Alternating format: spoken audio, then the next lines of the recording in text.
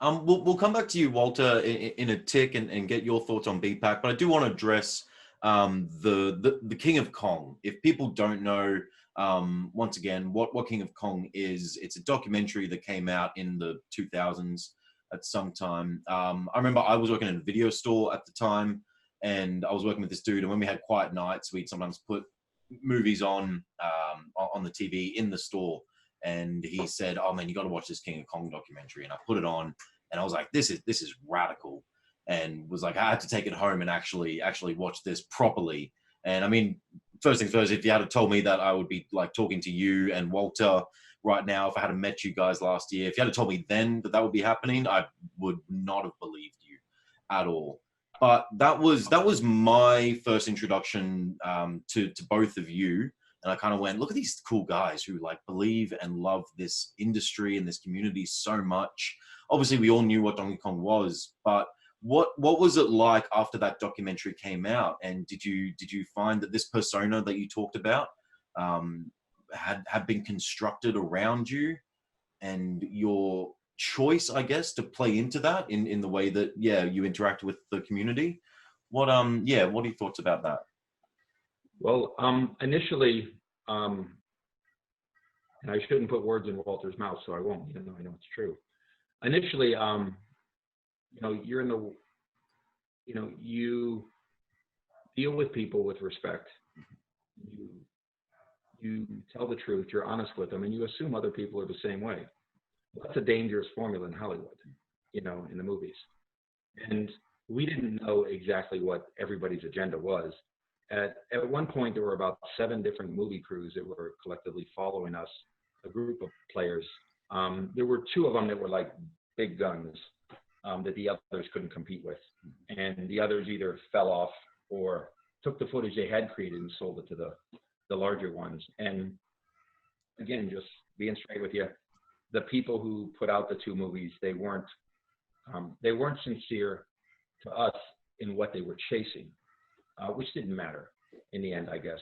But so there was a very disgruntled level initially. And literally, I just went quiet and I didn't deal with people and I didn't deal with anything. And I wouldn't do interviews because, first of all, I don't really do interviews. And it was my way of sticking it to them because they needed the firepower. Yeah. They had lined up like really big media situations for me to go to, which would give them satisfaction, and I just didn't do it. So that's a little cynicism I have in me. But eventually, after going to a couple of events that we would otherwise go to, I don't have the right words for it. I say, I sort of, I found my footing, and I found the persona that comes from the movie and the fun that's from the movie. And again, the entertainment and the passion and what it brings to the hobby. And I certainly know that, and I certainly know how to play that, and I certainly enjoy that. But the everyday me that interacts, that's what I would bring to, not to the stage, certainly not to the camera, but that's what I would bring to the shows. And they're created that sharp contrast that we talk about. I would say that when it first started, back then people used to email. Imagine that, emails, that's almost obsolete. And even a phone call, how about that? And I would get more than 90% negative. I would just sit there like, I don't know what to say. Yeah. I think almost everybody sees a film and they enjoy it or they're bored or they're happy, or you get to the people on the fringe. Those are really wild. But as time went on, the tide turned. And one of the most popular things I do, without a doubt, anywhere, I mean, I've been at conventions where there was an entire panel discussion. And what I did is, it's a session, it's called Hate Mail with Billy Mitchell. And I would get up there and read the hate mail, or I would play the hate, voicemails. Yeah. And I mean, it drew a crowd. At the Atlanta show, it was at midnight. There's no kids in the room. That way I could play any one of them. Yeah. And now I really, really have a hard time finding hate mail, because I'll stream, and at the end of the stream, I'll say, "Ooh, I got something good. Ooh, I got one," and I'll read it to the stream, and you'll find humor in it. So yes, initially, I'm not too proud to say that initially it knocked me off balance. It did. It's like, you know, that's not true. This is true. You know, this happened, but that happened after that, you know, the sequences and things like that. And, but then again, I just thought to myself, everybody enjoyed this one direction or another. Everybody has a passion for it, one direction or another. Well, I mean, I would just have to embrace that. And so I did. And it's what I was doing prior to that. And then what I eventually continued doing after that is I had my moment, you know, in the stars. I was on stage in Tokyo and I got Video Game Player of the Century. And at that point, I wanted to be an ambassador who brought notoriety, recognition, fame to competitive gaming and the people that participate. So that's what I was doing prior to then. And eventually I got back to that after getting knocked off balance. And it'd be silly for me to pretend like the movie didn't help me do that, because it does. That's what I enjoy more than anything. I mean, that extends into, for example, Walter's talking about the trading cards, and it goes into every aspect of what I'm doing. I'm glad you brought up the Player of the Century. That was an award given to you by Namco as the Player of the 20th Century, the greatest video game player of the 20th century. I wanted to ask Walter how did you feel about Billy getting that and the criteria that was around identifying him as the greatest video game player? I believe it's correct for a number of reasons. But yeah, would you have any other notable people, or do you think Billy is just? No, I can give you notable people. Yeah. But to say I always like to pay homage to Masaya Nakamura from Namco, because he's considered the godfather of video games. That's what made it so special. Go ahead, Bill. Walter, you cool there, mate? Okay. If he's busy, I'll. Yeah, please. When I think about Ben Gold winning the first televised video game. Actually, I'll be back in a few moments, okay? That's fine. No worries. No, for example, when I was at Life magazine, the guy that caught my eye, I mean, I was like this amazed at, was his name was Darren Olson. He's actually changed his name. It's Chris Steele now, and he's Canadian, so don't tell anybody. But he was like he was a guy that I sat there and stared at incredibly. The guy, Eric Jenner, would just sit there and pound out scores. Ben was the first one to win a nationally televised game. But the player to speak of, that's incredible. At the preliminaries, there were a number of different games everybody competed on. You had no idea what game. I mean, it's going to be a game you never played or you didn't like to play. Well, if you scored 100,000 points, you were in first place, and I scored 71,000. You got 100%, and I got 71%. Well, there were people way down the line who were getting 5 and 6%, and every game it went like that. So collectively, it was a perfect balance of who was how good at the games as a whole. Well, sixth place was within a percentage or less. Fifth place, 5th to 4th was within a percentage. 4 to 3, 3 to 2. Everything was a percentage, and sometimes a tenth of a percentage apart. The guy that came in first place was 27% ahead of second place. He was just incredible. Wow. His name was Todd Walker, and there wasn't a game he couldn't play. He would openly tell you, he told me, he can't get a world record on anything, because I would sit there and play Donkey Kong. He could beat everybody except me. He could play Berserk. He could beat everybody except the Berserk guy. What it takes to go that last little bit, he just didn't have it within him. And he would openly say that. But so he would sit there and pound away at every game. And he would be amongst the best at every game, but he wouldn't hold the world record on any game. Well, in a broad competition with many games, I mean, boy, was he on top. Yeah. And he was absolutely the best of the best. He was. And that's coming from me, you know. Life magazine, I'd like to tell you it was me. Yeah. But no, he was. And I actually met him at Life magazine. This is the first time I met him. and he wasn't in The King of Kong. I believe he was in Chasing Ghosts. He won't talk to people. He won't go on shows.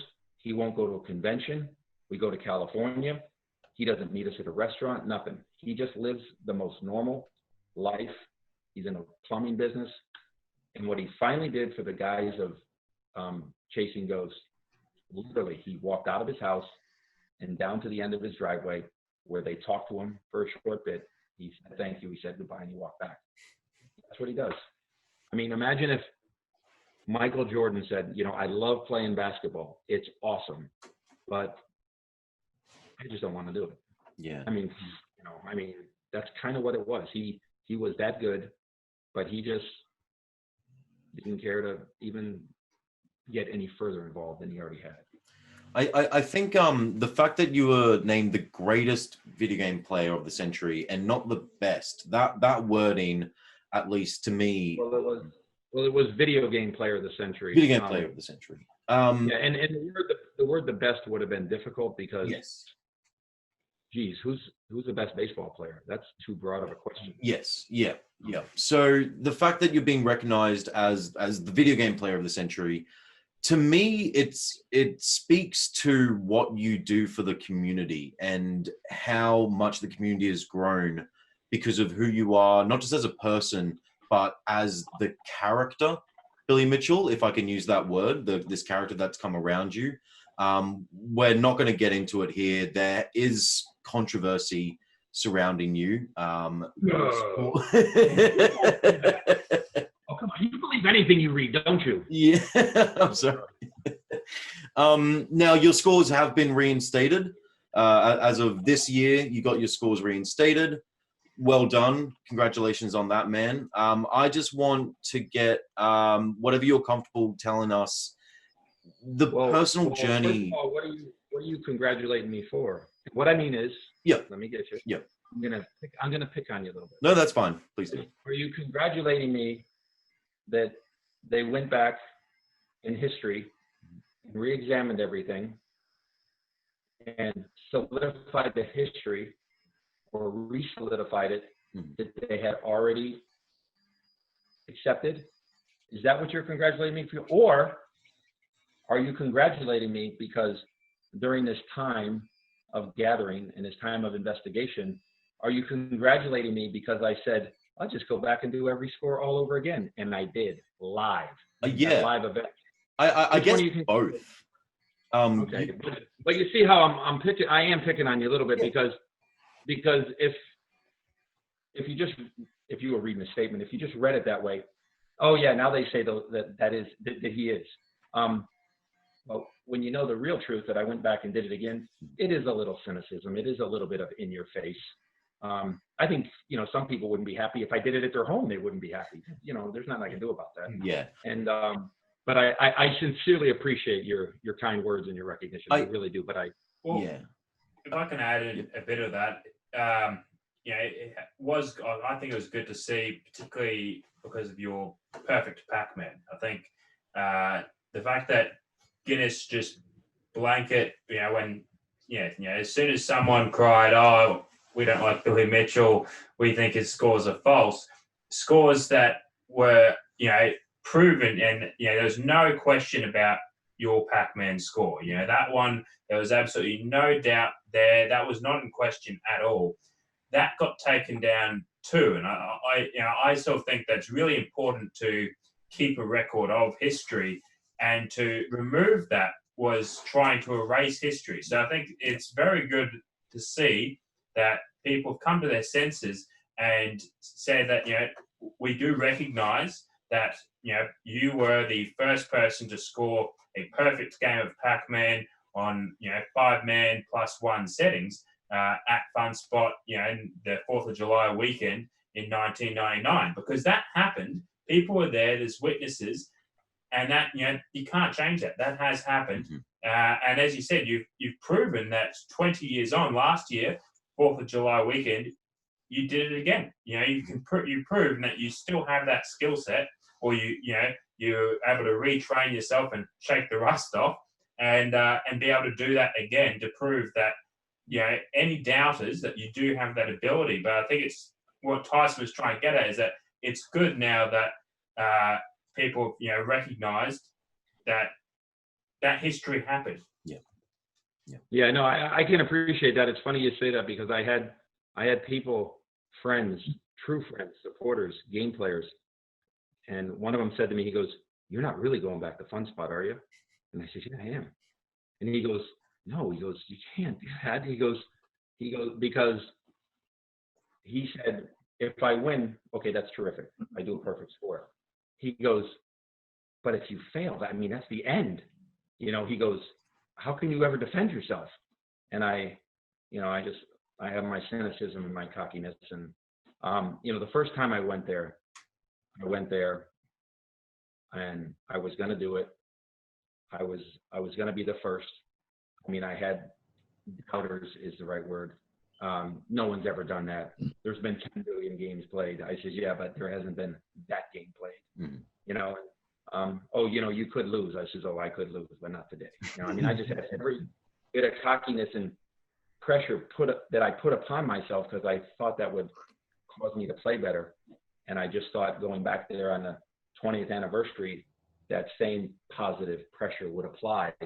But I remember, leaving the house and I remember saying goodbye to my wife. I remember saying I'm going into the Lions Den.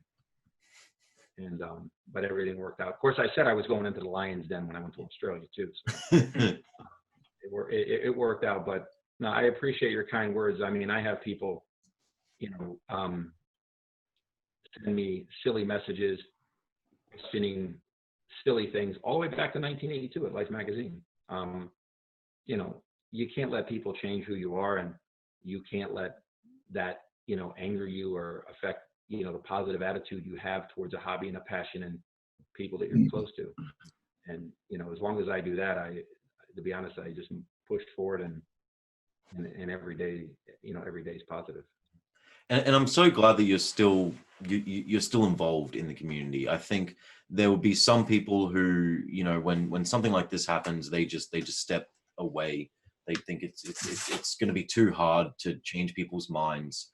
And you have been fighting the battle. So I think what I was congratulating you for was perhaps a victory in what is potentially an ongoing war still. Do you think the fight's over, or do you think that this conversation is never going to go away? Oh, I mean, is it over in my own mind and satisfaction? Of course, but I can't control other people. Yeah. I can't control their thoughts. Mm-hmm. I can't make people happy. And it doesn't matter. There's always that small group of people. And I say small because, Walter and I and other players will go to shows and we just don't have any negative interaction. Yeah. But it's like anything political, that group of people are very loud and they live on their computer. And I don't think anything would change that. I had a guy recently who said he thought it was horrible what happened in the King of Kong, and this guy came to your restaurant and you didn't even go in to say hi. You're a horrible person. You're this or that. And I let him run with it. And I said, I'm sorry, this was over on Instagram. I said, well, let me tell you what really happened. I said, yes, he was in the restaurant. And yes, I did pull the car past and parked in the back. I did go inside and I brought my family. Mm-hmm. It's the first time, it's 2005. That's the first time since 1982 anybody ever met my family. I says, I actually sat at the table. I says, my son was at the table, as was Steve Wiebe. And I says, we actually had dinner and Mm-hmm. So then the guy's response was, oh, so you participated in a movie that was a lie. You're a horrible person. I mean, I just can't reach that guy. There's nothing I can do. Yeah. So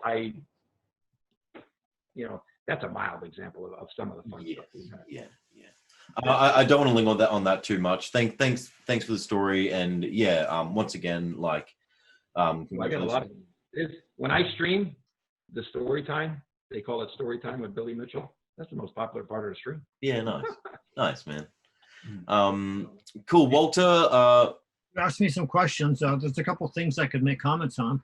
One thing is the King of Kong. It's very interesting.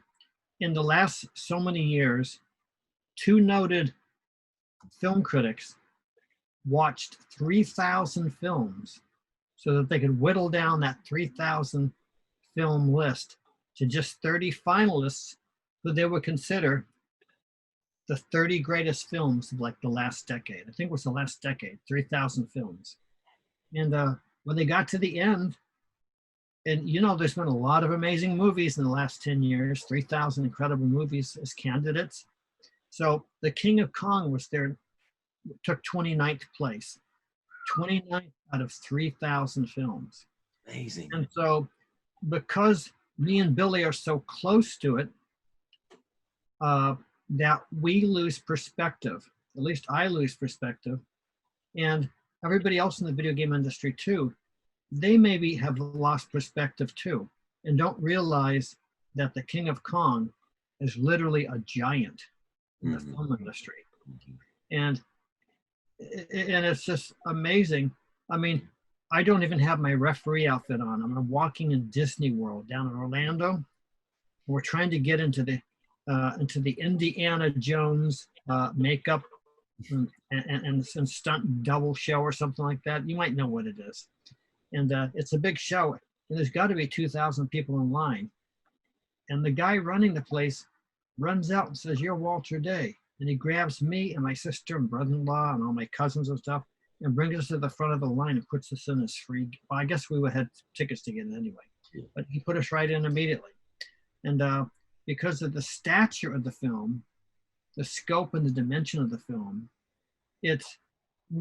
Billy and I and other people who've been close to the movie, we've had to come to learn with the fact that we don't own the movie. It's not our movie anymore.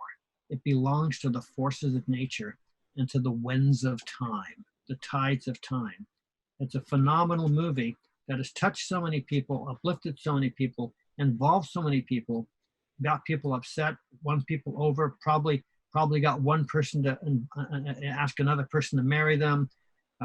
Who knows? All sorts of stuff could have happened because of the surprising and unexpected inspiration of, the idea of catching lightning in a bottle. The King of Kong happened. It happened out of the clear blue, and it turned out to be bigger than the film, turned out to be bigger than all the people who were in it.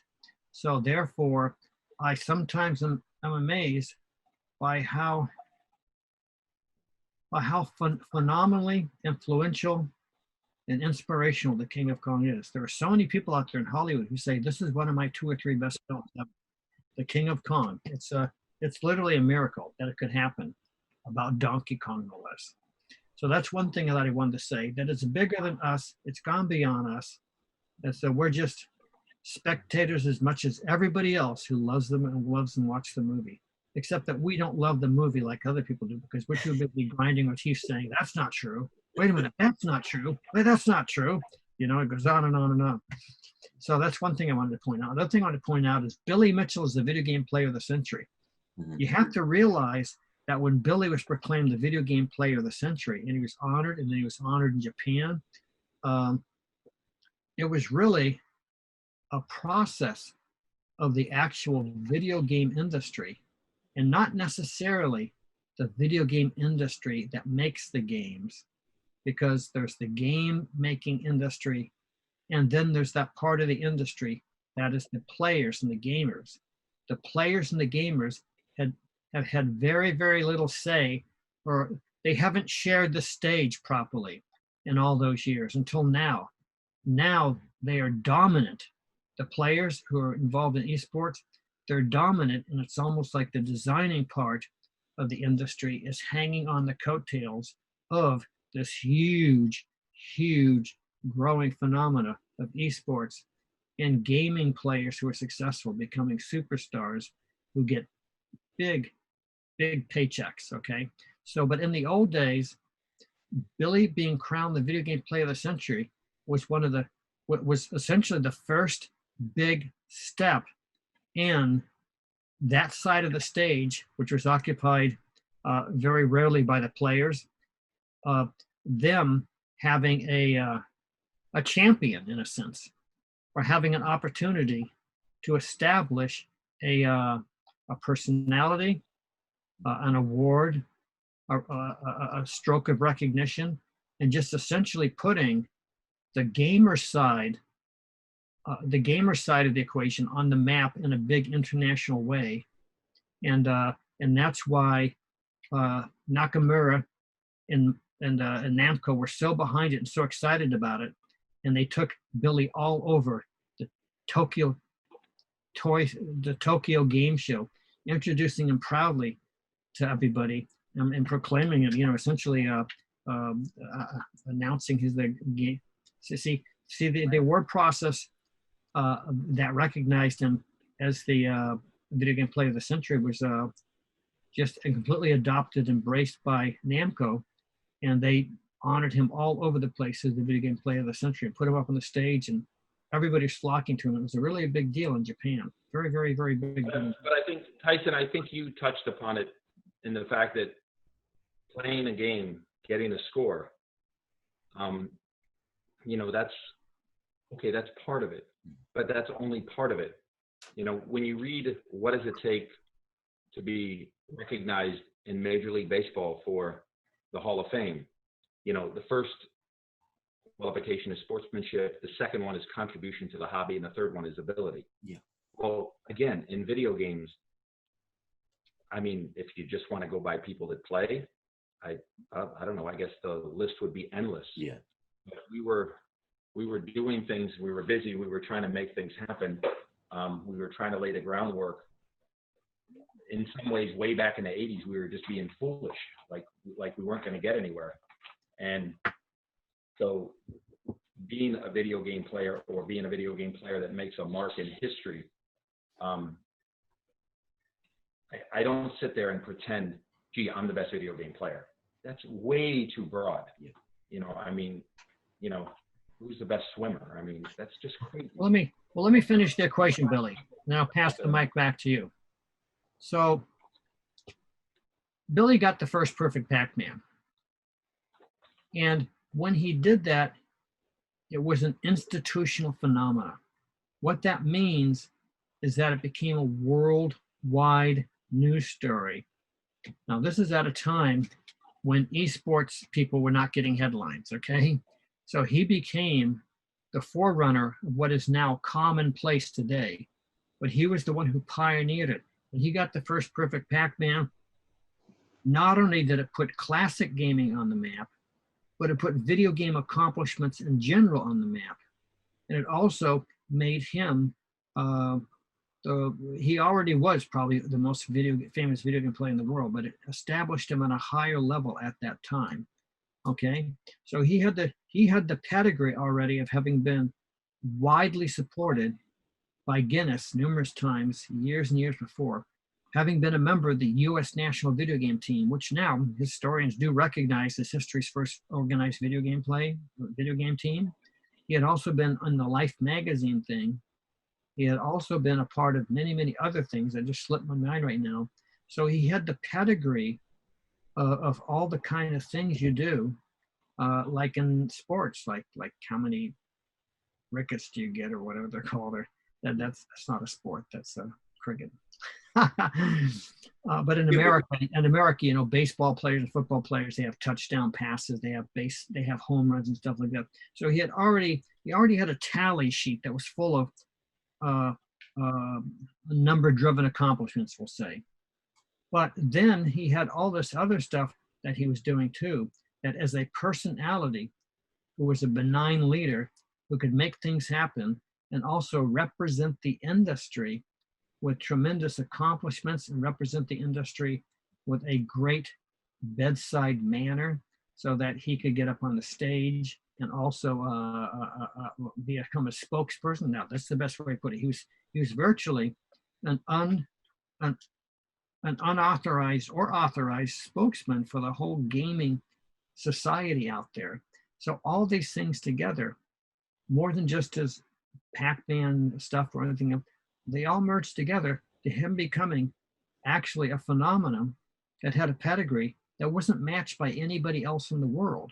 I mean, literally anybody else in the world. Plus, he was out there doing it. He was out there doing it and being very, very involved as a spokesperson. And I like to go further. He was involved, even if he didn't realize it at the time, he was involved as an ambassador for the world of gaming.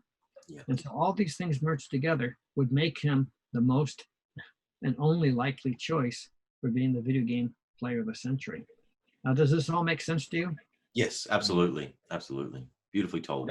So those are the gears and the mechanics that were recognized behind the scenes. And Namco was so excited about Billy. And that's why they took him around and embraced him and got him up on the stage and proclaimed him, this is the video game player of the century.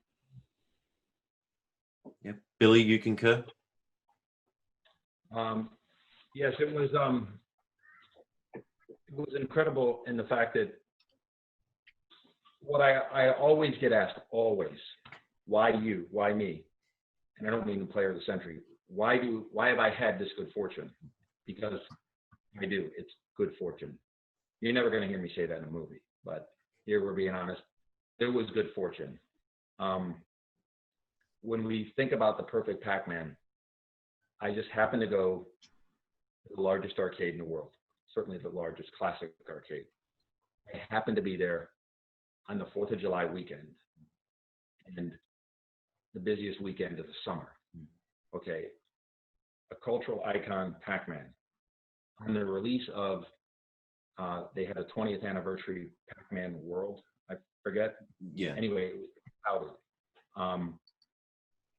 I arrived there on July 1st with the goal of getting it by July 4th. It wasn't planned. You know, this wasn't planned. Okay. I had good fortune and I made it happen. And everybody was ridiculously supportive, anywhere and everywhere, all the way around the world. But the big deal is it was done and I went home. But it was on a weekend when nothing happened, nothing exploded, nothing crashed. There was no big news. This hit the AP wire and an easily recognizable icon ran around the world. And the story came in languages and countries you barely knew existed. People flew in from Germany to interview me.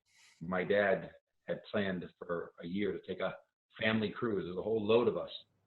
I was gone on a cruise ship and they found me. How do you find somebody on a cruise ship? Back then too.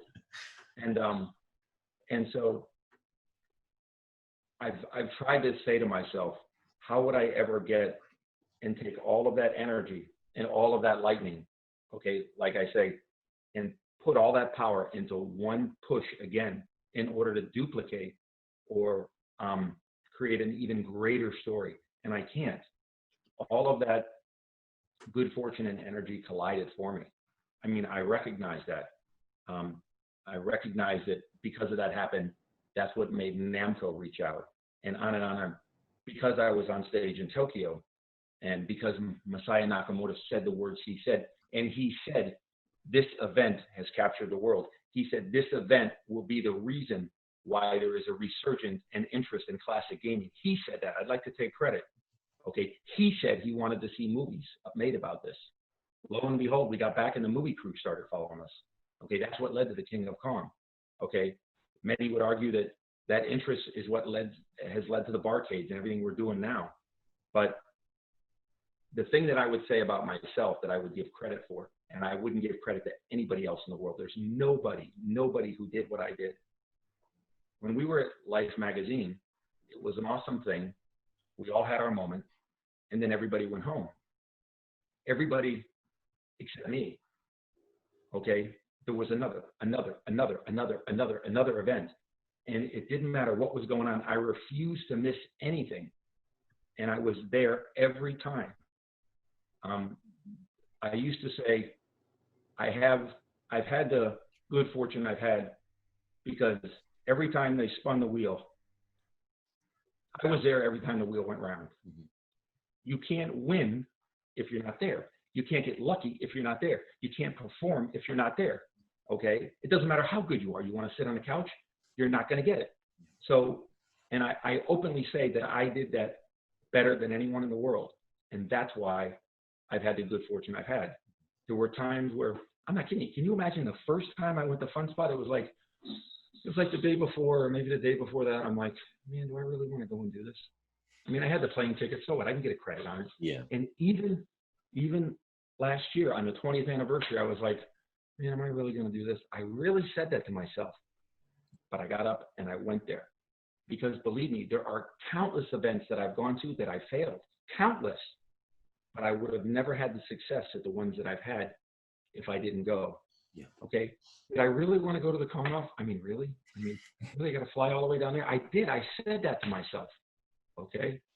And you'll never leave your mark in the world.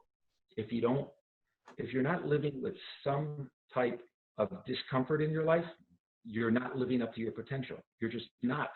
And so I was always there when the wheel went around. There's nobody who could outwork me. No way. No way. And I say that now. And if that makes me a bad person, let her rip. Because there's just nobody who's going to outwork me. Yeah. Awesome. We might need to wrap it up, guys. We've been going for a while. Before we go, John, do you have any quick questions for either of them? I just want cap up a little bit about the Australian Con-Off that you both were there for last year. Billy, you can't, like I said, you had to ask yourself, do I really want to come over there? But you did. And you also came with your son, and you guys both competed, and you actually got to play against each other in a very exciting match-off that, we all thought was going to go the other way. We thought that Billy was going to lose to Billy Jr.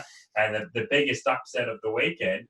How was that for you, that experience of not only being able to come over to a new country, to go to this event, to play in a Con-Off, an international Con-Off, and to actually share that experience with your son who, I've heard you say it on multiple occasions, he's the driving force behind your current, Twitch performances and bringing you back into the community and a more active role than you've played in previous years. How was that for you, being able to have that experience? Well, to expand on that a little bit, there came a point more than a decade ago that I said, I'm not going to these events anymore. And I said, because there was too much going on family-wise. And it happened when I got a call from somebody in Toronto. They wanted me to come do a short film, and I said, forget it. They didn't get the words out of their mouth. She goes, I didn't even tell you what it's about. I go, I know what it is. You're going to pick me up at the airport. We're going to run around. We're going to have fun. We're going to film. We're going to eat great food and have a great time. Isn't that you're going to bring me back to the airport? She goes, yeah. And I said, no. And she goes, why? I go, I got a family. I got kids. I got a wife. I got a business. I got responsibilities. And somewhere along the line, I have to choose my priorities. And click, we hung up. The next day, the phone rang, and she says, listen, I don't mean to harass you. She goes, please. She goes, we're a small company. She says, she goes, it would help us a lot if you could do this and you could do that. And I said, it's not an emotional issue. It isn't. I just have to be responsible. And just in mid-sentence, I stopped and I go, this was October. And I go, when do you want this? And she goes, anytime next month. And I go, okay. I go, Wednesday, the day before Thanksgiving, because their Thanksgiving is in October. Wednesday, the day before, I said, how much time do you need? She says, 1 day prep, 1 day film. And I said, okay, Wednesday, the day before Thanksgiving, we fly out, we arrive there. I says, we prep on Thursday, we film on Friday, Saturday and Sunday, Niagara Falls, 4 tickets, me, my wife, and 2 kids. She goes, for real? I go, yeah, because then it's a family vacation. It's real. It's, it's not the typical stereotype. And she goes, I'll call you back. She called back. She says, okay, this, that, 2 days there. She goes, rental car and this and that. And I go, wow, that was easy. I go, so if I come all by myself, you'll actually give me a lot of money. She goes, well, yeah. I go, no. Family thing. That's good. I started traveling everywhere. I always bring a family member or more, no matter what, unless, again, he's in college, not always available. But so he was the driving force for me to go to Australia. And so we were there, and one thing about Australia, and Walter will back me up, the amount of enthusiasm, the amount of positive energy that you guys have at the events is greater than what we have here. I'm sorry, it just is. And if that makes me a traitor, well, I guess it does. It was so positive and so much energy. And there was this one guy that really had some silly talk ahead of time. And then my son came to me and he goes, Dad, what's his name, came and said hi to me. And I go, he did? He goes, yeah. He goes, he was really nice. He said everything nice, and we talked. And he goes, I think we should just be positive. I said, okay, we would. I mean, it was that positive. Yeah. So the first day I played, and so now it's the second day, and I'm in the second seat. And of course, Shaun is in the first seat. He's an awesome guy, and he's previous year. Well, the first guy I got to knock out of the box being number 2 is number 15 is Richie Knuckles. I mean, I says to Richie, I go, listen, I'm going to tell everybody that I'm just going to let you win. And he goes, why? I go, because then I'm off the hook. I said, if I lose to you, my life is over. and he laughed, and of course Richie got knocked out. And then the next round I played Andrew Barrow, of course, who's a great player, and not just a Donkey Kong. And of course that was tight all the way down to the end. And he was great, and congratulations and all. But I couldn't believe it. Now there's just 4 of us, and I'm going to play my son. And I go, well, is that the way the brackets are? And they go, yeah. And I go, they probably rigged the brackets. And I said to my son, I go, Billy, I go, listen, I'll let you win. He goes, what? And I go, you're good enough to beat these guys. You win. And he got mad at me. And you don't understand. There's me and my son, and he's the boss. So we did make a pact that we would both try our hardest. And what we were trying to do was be the first time ever in Kong Off history down there where 2 players would both get to the kill screen in the game. Yeah. So I did try my hardest, and he had misfortune and crashed and burned. And so now it was just me and Shaun, and it's 1 versus 2. And I played, and of course, again, I'm the first one to tell you that I have good fortune. And I had good fortune, and I won. But knowing of Shaun, having that respect for him, having had a little humor with him, picking on him, that he had such an advantage over me. Why? Well, because he's a hometown boy. He gets to sleep in his bed. I got to go to the Airbnb. But all the humor we had, it was very important to me that when I stood up and I had the belt and snapping photos, if you remember, I pulled him up there too. Yes. Yes. Because it could have just as easily been him standing there and not me. You have to recognize the good fortune you have. Yeah. You have that many good players in one place, anything can happen, especially when it's just one game. Mm-hmm. So I had to recognize that, and I wanted to show him that respect. Yeah. And let's face it, he's going to be around there long after I'm gone. He's going to be in that positive position, and what I consider a position of responsibility to push forward, carry on, and advocate for so many people who are hoping to have the good fortune that he's had, that I've had. And but that was really cool. And my son was more excited than me. My wife was over the top. I talk about the little bit of cynicism I have in me. Those 2 are on overdrive. So yeah, they had a lot of fun, but I had to appreciate it, and I really had to appreciate Jimmy and all that they did in putting everything together. And I've recently told him that he's always been positive with me, and never anything less. And I don't want him to think that I don't recognize that or that I ever forgot that. But that was really awesome. And I don't know if you know it, but the next day we went to the koala place. Yep. So we had fun there. Then the next day we flew home. I'm sorry, my son had to fly home before that. Yep. But Walter had to run around Australia for a week. Mm-hmm. So I told my wife, next time I go, she goes, and we'll stay and we'll run around Australia for a week. Yep. Again, next year we're supposed to be in Amsterdam. Same idea of a it's a life experience. It's certainly a family, but a life experience. So whether it's Australia, whether it's the Netherlands, there's England, there's a number of places, you know, that are speaking to me. If I take it and I make it a life experience or something that involves family, then it takes on a whole lot more meaning than this guy that goes around playing video games. A lot more. Walter, did you have anything to add to that? Yeah, just a couple of things if you don't mind. First of all, the number 390, that's how many dollars I paid in traffic tickets while I was in Australia. What? What were you doing?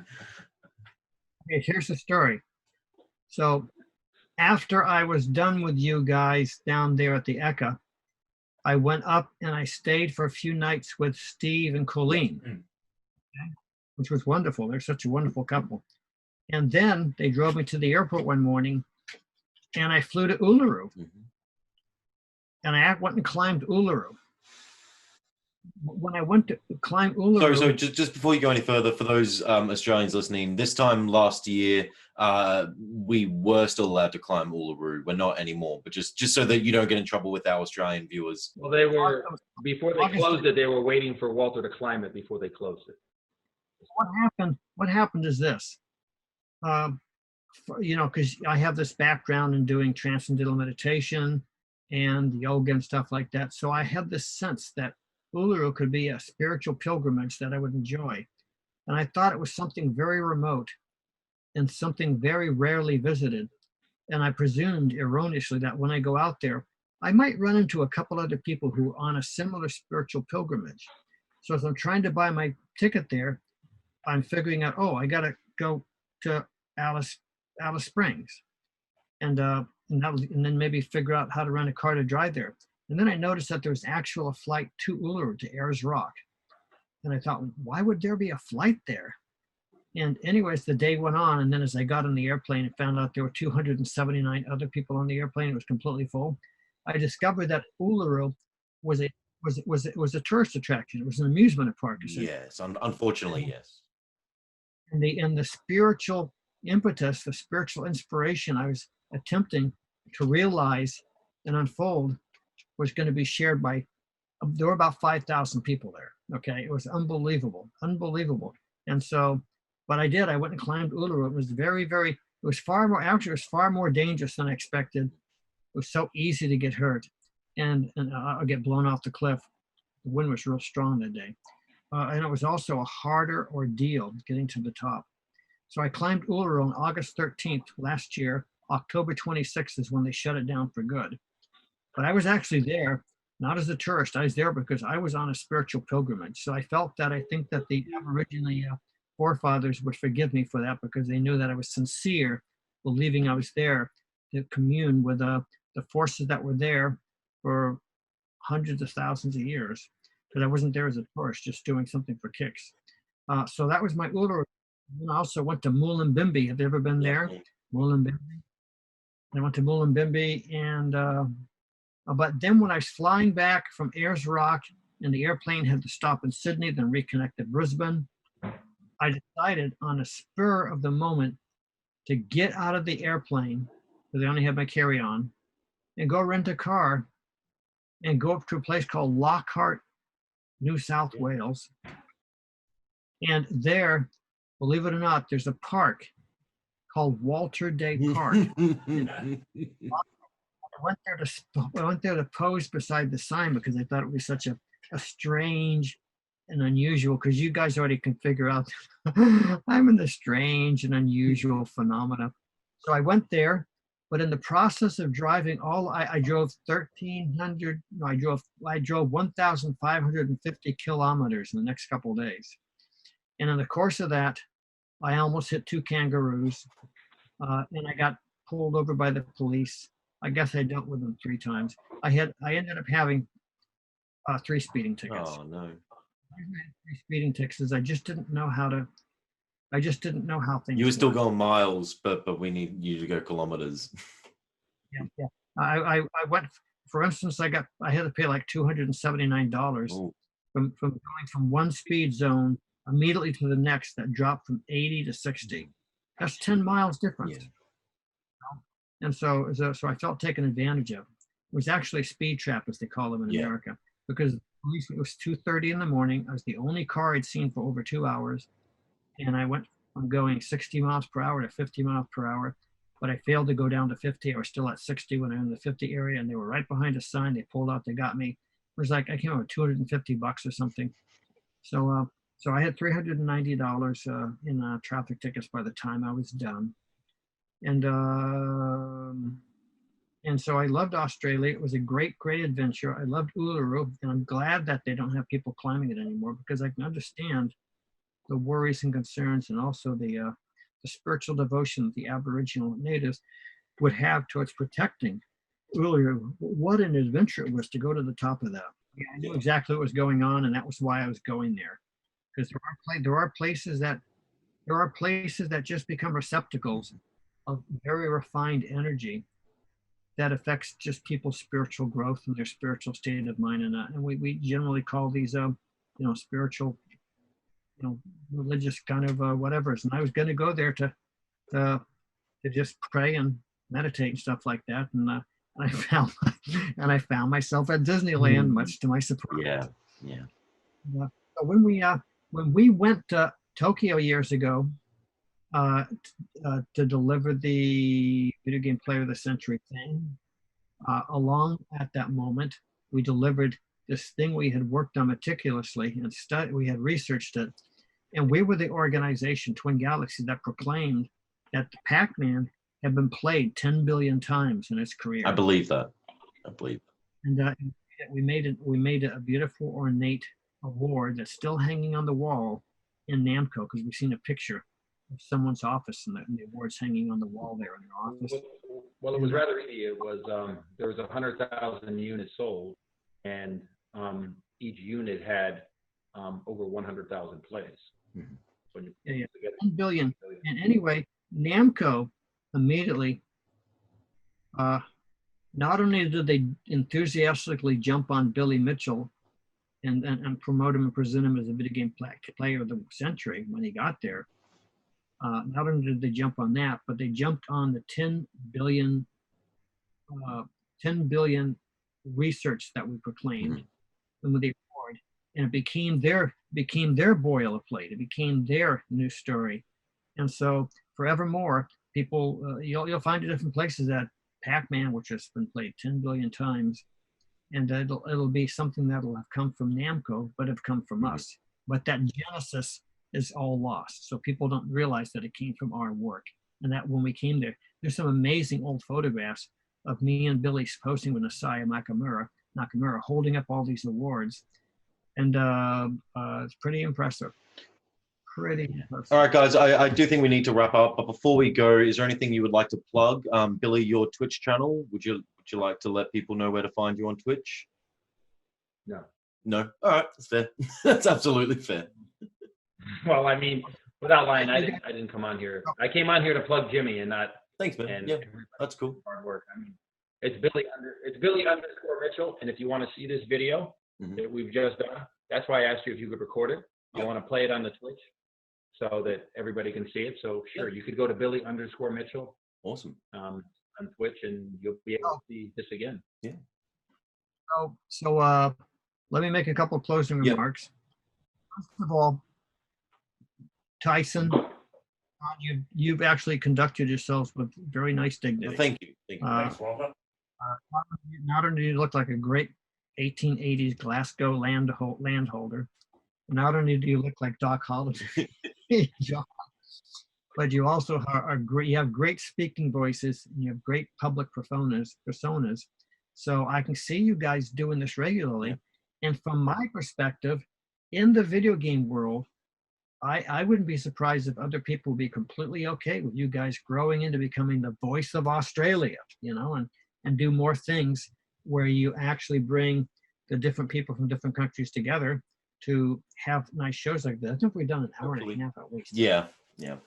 What I find is funny is we talk to different people from Australia, and some people, I mean, they got a really hard accent, and you guys do have, in our mind, you have an Australian accent, and not a really overpowering one, not one that makes you, step back. Well, have you guys lived in England for a while? No. No, Well, well, because you're exactly right. they It's make actually, no you don't have the you're smoothed out. Yeah. Like my accent, I grew up in California till I was 14, then I grew up in Boston from then on. As a result, I have what would be called a national television accent, because I kind of got the two ends got pulled together, melded in the middle. So essentially, no. So I wanted to thank you. This has been a very fun show, very interesting show, and I imagine that there are going to be many people who will see it, and I just hope that they recognize that you guys have tremendous amount of skill set here, and that they enjoy this, and that they thank you, that they leave comments and thank you for the time and effort and energy that you put in this. And thank you guys for being a part of this. Obviously, it's very it's big for me. I know, to have you guys. This is insane. Once again, if you had told me this a number of years ago that I'd be doing this, I would not have believed you, whoever you were. Walter, you did mention before that there was a way to donate to help you get more trading cards out. Did you? Oh yeah. That's an important need, because the amount of postage and the amount of printing is very high. And so if anybody wants to donate some funds, they can send it to, they can either write to me initially at walterday@yahoo.com, or they can actually, or my email address that I just gave you actually is my account number for PayPal. You could donate to PayPal, and those funds would go into printing or postage. Yeah. I just sent out yesterday 4 packages to England. Nice. And that was and what it was gifts of trading cards, of the people's own trading cards sent to them. John Studley got sent his. Ross Willett got sent his in Scotland. John Studley, Ross Willett. Jay Drury got his sent in England, and the 4th guy was a London guy. So 4 different British ones got sent out yesterday. And that, from America, that adds up to a lot of expense. Yes. Yeah. All right, guys. Well, yeah, once again, seriously, thank you for everything you do for the community of arcade and video games in general. I hope you guys keep engaging into the foreseeable future, and I hope we get to see you at the next BPAC that happens, or at least one somewhere down the road. I think that's it. Yeah, thanks, guys, so much for your time. Billy, never surrender. Keep doing what you're doing, man. Thank you so much. Walter, please, keep doing what you're doing as well, and we hope to see you as soon as we can. Thank you very much. You have a good night or good morning. Whatever's happening. What time is it? It's about 12:30 now, so I think it's probably like 9:30 for you, Walter. Probably getting on. Exactly. Yeah, he turns into a pumpkin soon. All right, guys. Well, stay safe. Wash your hands, and yeah, be well. Thank you. Bye Thanks, now. guys. See you.